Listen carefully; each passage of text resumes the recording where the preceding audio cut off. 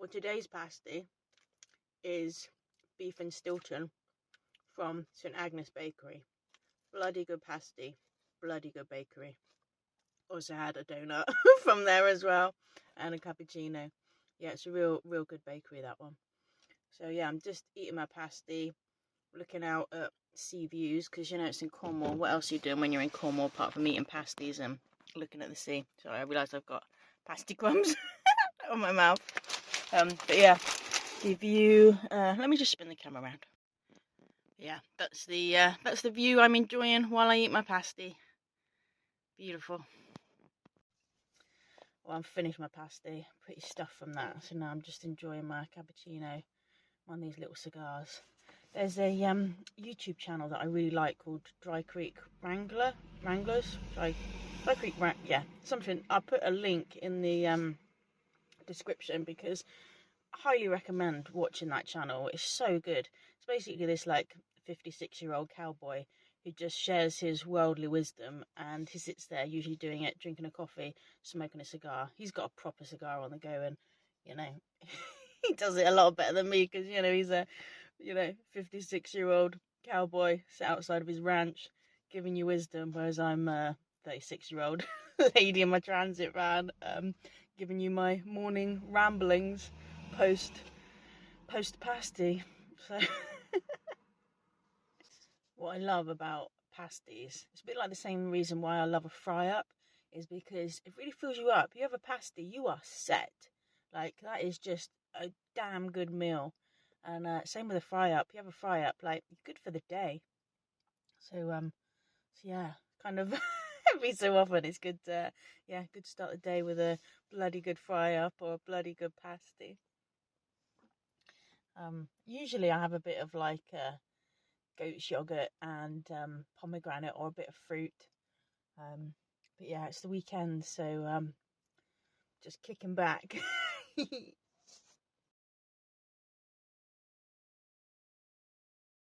Look at this amazing little critter. He is one big furry caterpillar. Just seeing if you could get like the idea of like size. He's pretty big. It's cool. And this view up here is pretty damn spectacular. I'm going to get on with my walk and let Mr. Caterpillar get on with his.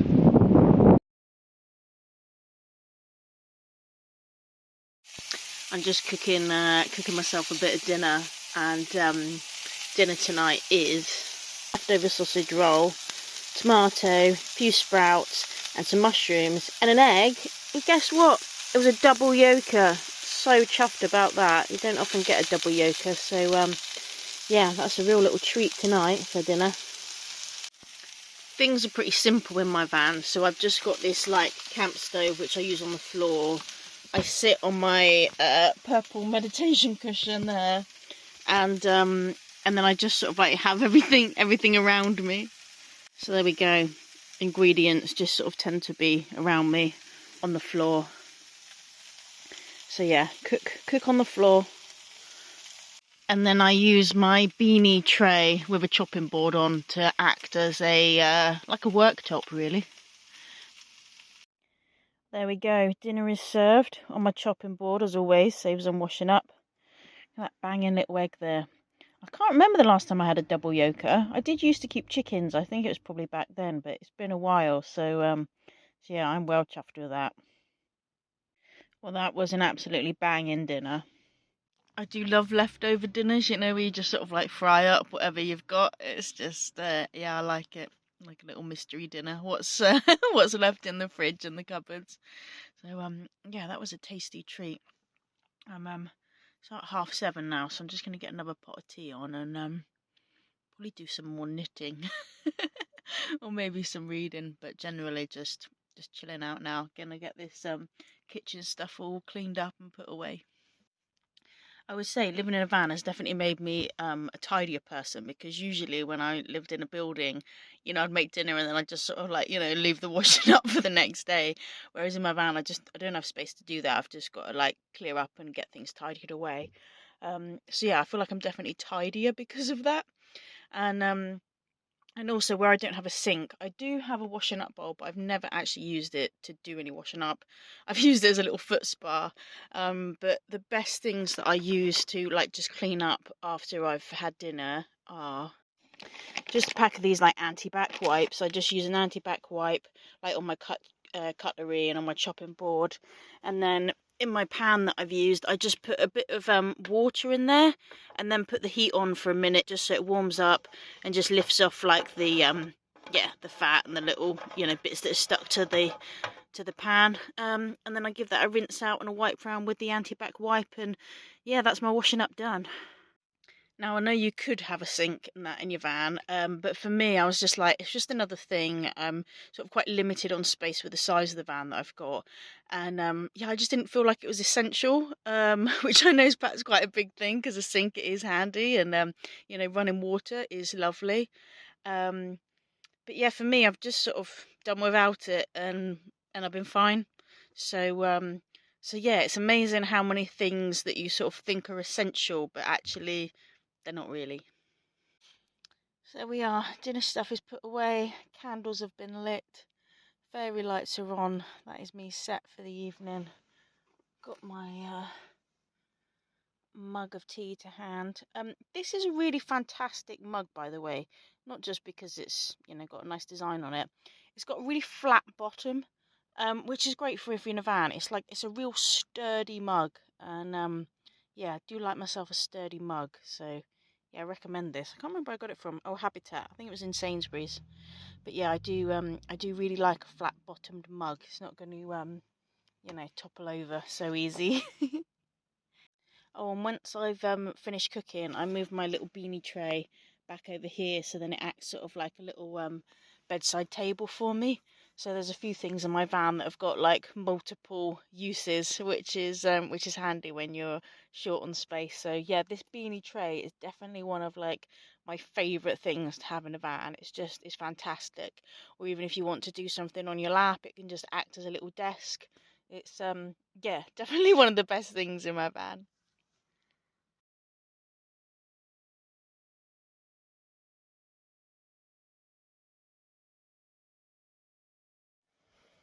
I'm doing my usual morning walk from a park bench.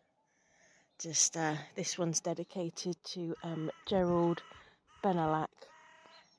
I always like to imagine the dead person whose bench it is. Not that I know them or can even like get a picture in my mind, but I like to just think about them, remember them, and also think about what wisdom they might have for me from beyond the grave. And it's not that the dead start speaking to me, but it's interesting to challenge your mind like that. There's this poet that I absolutely love. He's one of my favourite poets, called Fernando Pessoa, and he used to write poetry from different characters' perspectives. And I really love that style that you'd have. And I just think it's a really interesting thing to do in day-to-day life, because we can get very ingrained in our way of thinking and be very judgmental of others. Whereas when we try and think from other people's perspectives, we can often get new sort of enlightened thoughts that we might have not got if we'd sort of stuck with our own train of thought. So yeah, I like to sit on benches for the dead and think about what wisdom they may have for me, rather than what wisdom I might have for me. And yeah, you can get a few new insights when you do that. So yeah, give it a go. Find yourself a bench that's dedicated to somebody who's died, and yeah, remember them. See what wisdom they might have for you. Oh, and I also picked up these couple of leaves because I just thought the colours on them were just so beautiful. Just absolutely loved it. I love this time of year. The colours are just spectacular. So I'll just take those back home and yeah, put them on my dashboard for a few days. I've strolled on a little further and got myself to another bench. This one's got a rather nice view. There you go. That's the view that is around me. I love this part of the world. It's just so beautiful. The sea stretches all around you. This bench that I'm sat on now is for Martin and Ted. I'm assuming that they perhaps were friends because they got different surnames, but they're together, so I'm just going to make that assumption. Two blokes sharing a bench. Oh, nice.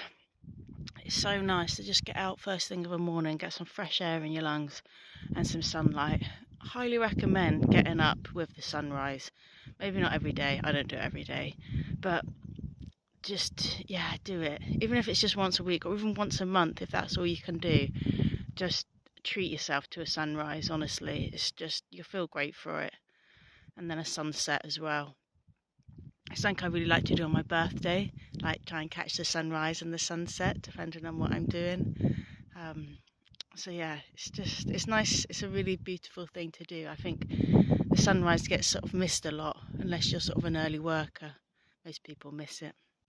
I used to get really annoyed if I like woke up early, like earlier than I needed to be awake. Whereas now, if it happens, I'm like, oh, I can get out and see the sunrise.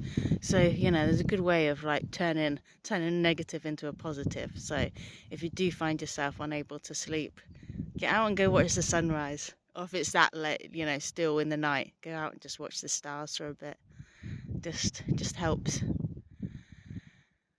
Oh, it's so lovely. It's just such a lovely view here. I'm just going to get back to staring at the sea.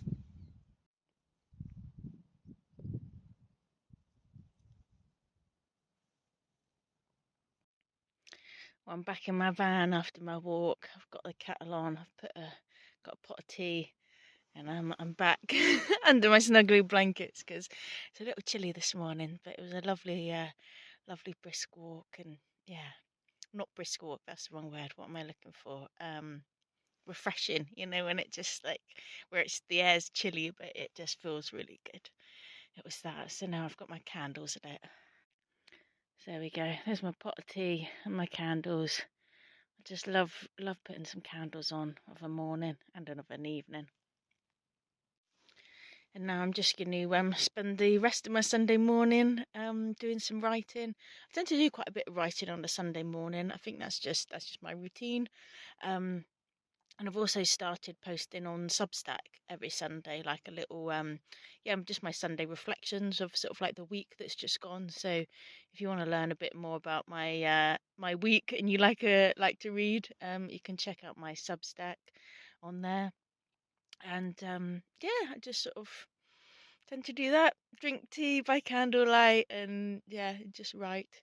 So I write my sort of what I'm going to write for Substack, and then tend to perhaps write a bit of poetry. And I'm also writing a book at the minute about my life, mainly about the life that I had as a child, just because it's very different. I spent a lot of time in and out of children's hospital having extensive reconstructive surgery done. So I've just got a bit of an interesting story to tell.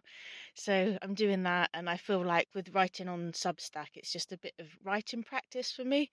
So it just sort of keeps me. I just feel like the more you do something, hopefully the better you get at it. So yeah, I'm just trying to improve my craft really of writing. So yeah, I'm gonna get on with that, and hope whatever you're doing with your Sunday, you're having a lovely time.